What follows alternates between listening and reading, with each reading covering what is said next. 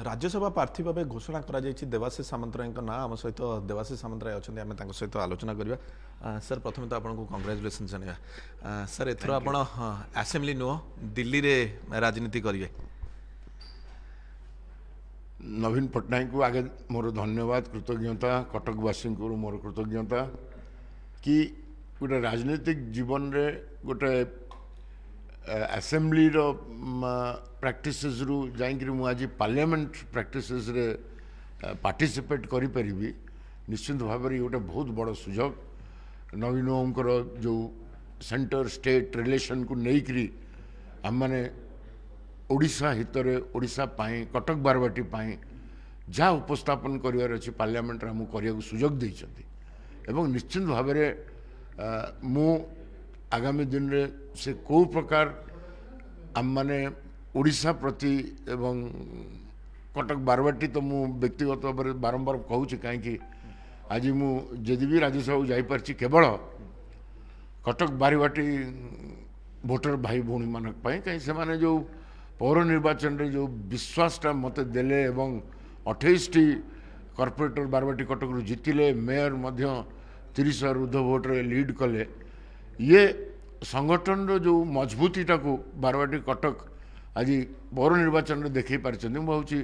सबू कर्मी सबू विजु जनता दल नेता तांकरी आशीर्वाद रे आज मु राज्यसभा जाई पारुछु सर सब जो राज्यसभा कथा आलोचना हुए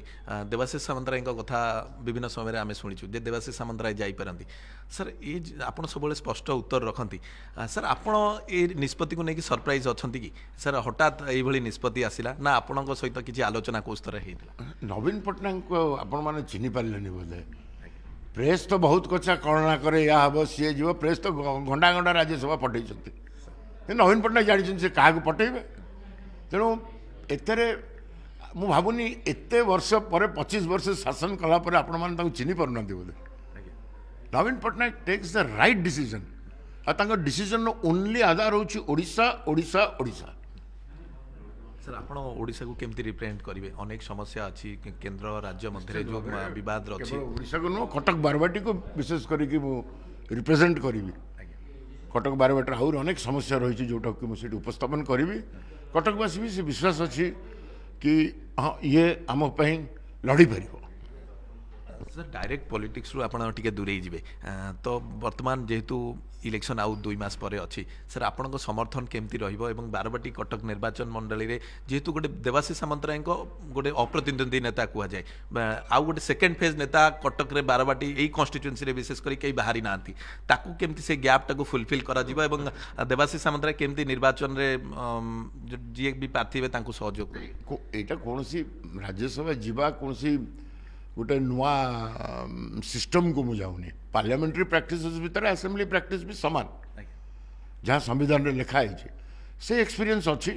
तेणु Rajya Sabha is a wider scope जोटी कि केंद्र सरकार आगे ओडिशा हो कि कटक बारवाटर इश्यू आम उठे पारू असेंबली रे जोटा केंद्र रिलेटेड मैटर आम डिमांड करूँ पार्लियामेंट रे आमर जो विजनता दल अच्छी विजनता दल आम सभ्य मैंने अच्छा आम समस्त सबु बेले ओडिशार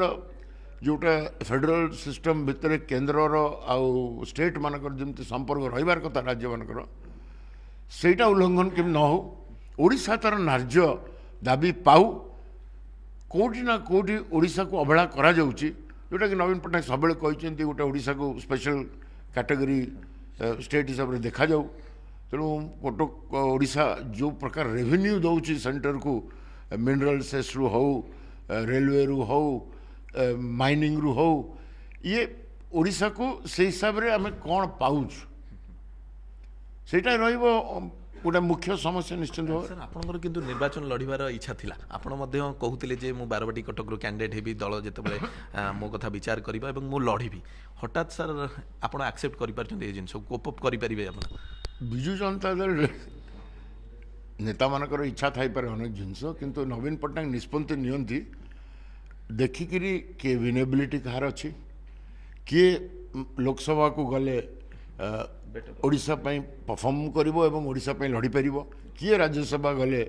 ओडिशा हित रे कार्य करिवो एवं नवीन बाबूंकर जो